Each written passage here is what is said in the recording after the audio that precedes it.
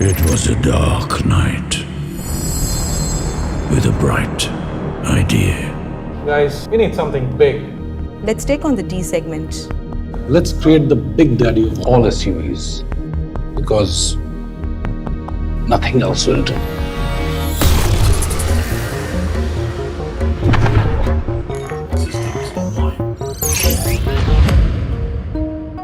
I hear he's quite a head turner.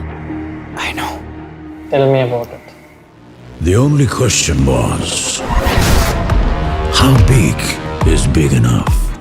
Daddy's so big, even the pig will feel small. I hear he's from the future. That high tech.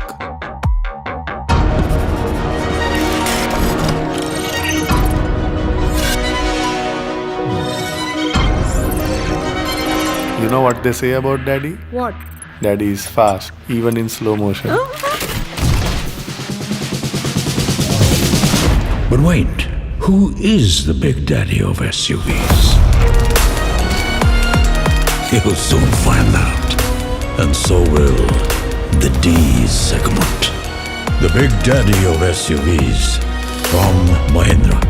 Coming soon.